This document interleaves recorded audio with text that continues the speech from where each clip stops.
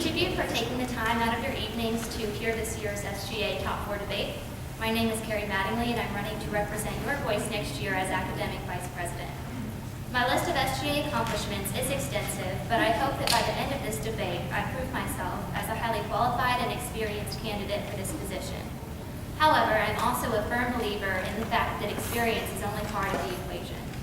The other parts of that equation include passion, professionalism, work ethic, and the quality of realistic, student-driven ideas for the betterment of our student government and consequently our student body.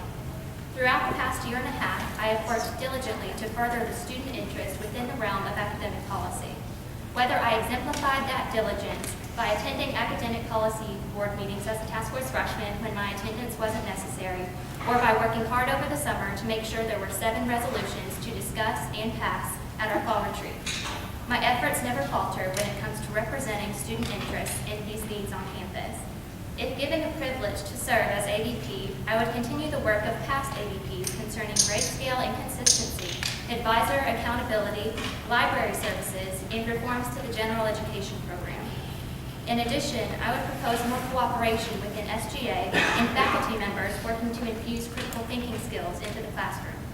By setting realistic goals and maintaining a professional relationship with the undergraduate council, faculty senate, and the provost, the limits to what the office of Academic Vice President can accomplish will be greatly diminished.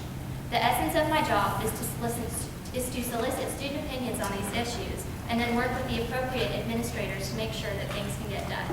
We as students invest a lot in our university, and I think that the university should invest similarly in its students.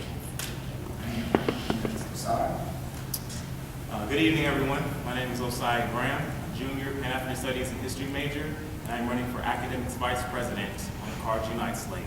I believe that I am best fit for this position because of my leadership experiences and tangible results that I've brought to the campus while being active. I've been recognized on a national level for my advocacy. Working with the African American Male Initiative, a program geared at raising graduation retention rates for African American males, I've also received the Outstanding Men's Award from the American College Student Personnel Association as a task force member. From being a student representative on the Cardinal Covenant Scholarship Committee to assisting over 2,000 students with their college transition during orientation as a student orientation staff member, I've worked in the capacity to assist my peers towards graduation socially and academically. I'm a passionate, relatable individual who has built connections amongst faculty and staff since my freshman year, and I am dedicated to work in the best interest of students as your AVP.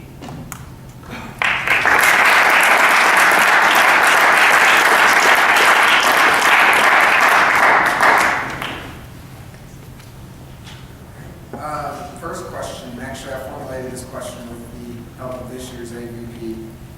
His kind of question was, academic initiatives can many times take long periods of time to complete, over a year time period, longer than maybe you'll be in office. How do you plan for this and when you create your goals for the next year? I will first. From what I understand, being Academics Vice President, it does take a long time to get things passed because you have to have that relationship with faculty and staff. They're the individuals who, at the end of the day, push things through. But you need an aggressive AVP who's going to be at the table, who's going to push for the rights, push for the privileges for students.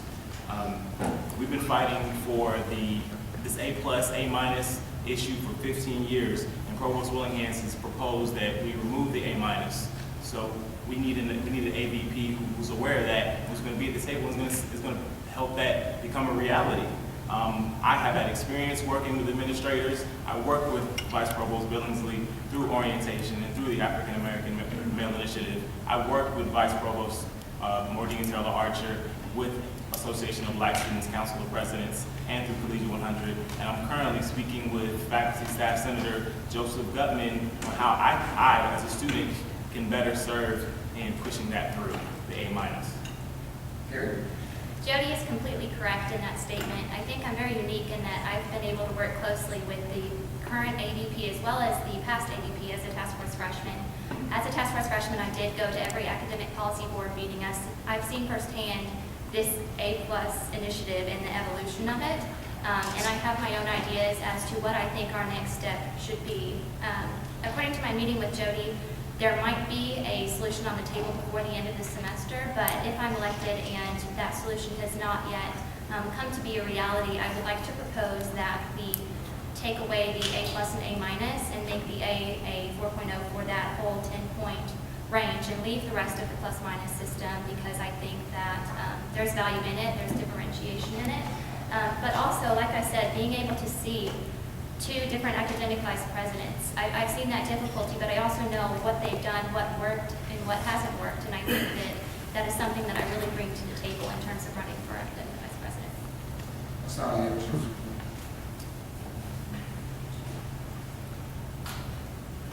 Yes, excuse me. This has definitely been an issue that's been a problem. Currently, we're in a system where if you get basically you're not getting rewarded for the extra work you do, but you're being penalized. That's not fair. From the campaign that I've done for the past couple of years, I'm talking about going to the SAC and sitting down with random students, no matter who they are. Their issue is that they aren't being treated fairly in this system, and the provost has made moves with charging the undergraduate council with research and solutions, and I feel like I can be an individual who's going to sit on that council and make sure that the A- is removed, and it can be in the best interest of the students. Kind of going off of what we discussed, the difficulties in getting things moved through because of the longevity sometimes things take.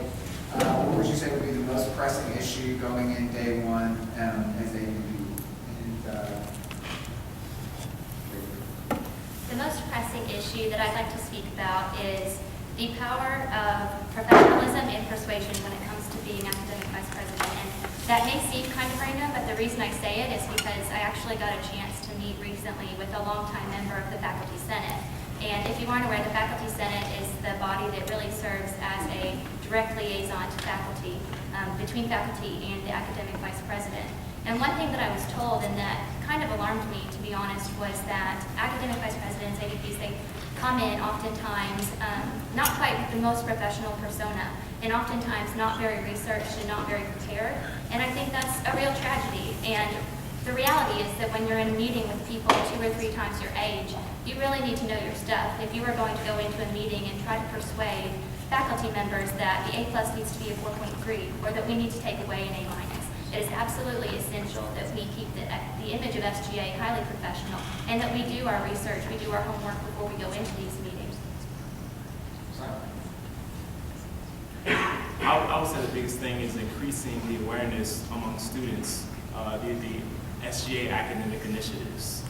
Again, through going out and campaigning and speaking with students, because I don't have much SGA experience, but I feel like if it's a student government association, we should be speaking to the students first. So in that pursuit, and speaking with students, a lot of them don't even know what SGA does. A lot of them don't even know what the top 4 is. A lot of them don't know what the legislative branch is. They don't even know that we have the Senate. So it's really important to start increasing awareness of our SGA academic initiatives, because at the end of the day, we're working and we're trying to be elected and we're trying to move SGA forward in the best interest of the students. But how can we represent the students if they don't even know what we're doing and what initiatives we have in place, such as U of L card swap, U of L swap, which can be a great program, which was actually put in place by President Curtis Frizzell. And that's something that the students definitely have to know about. And that's the beginning stages of speaking to the administration, knowing. I completely agree with Osiah. Increasing awareness is a really pressing need. It's really disheartening when you speak to a student that sits next to you in class and they say, well, SGA doesn't do absolutely anything, so why would I care to vote in this election? There's a real disconnect, and that's something that I think every candidate running this year needs to give attention to and try to work to bridge that disconnect in the next year. I want to hear a little bit more. I know you both have experience in SGA side this freshman year. And then what specifically, give me an instance, one instance, example, story, whatever, from your SGA that you think taught you the most and given you the experience to be the next AVP. And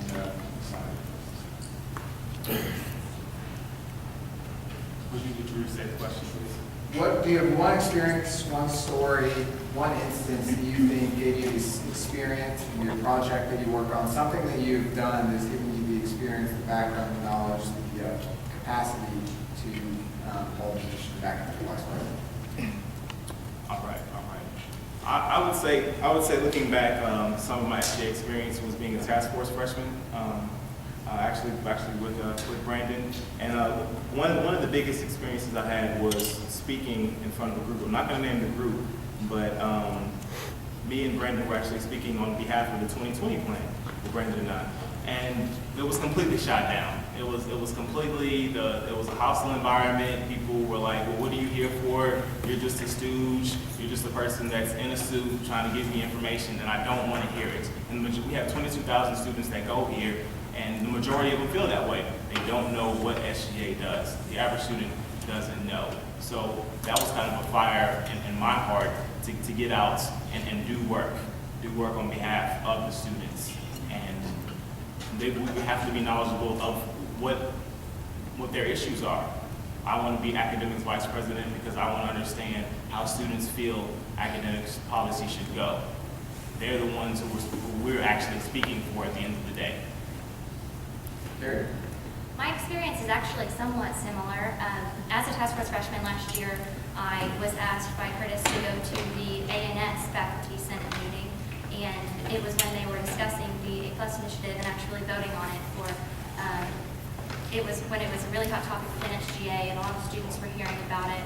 And I sat there, Curtis, I think, was in class, and it was voted, I'm in a room of about 100 different faculty members, and it was voted down nearly unanimously, and I couldn't say anything.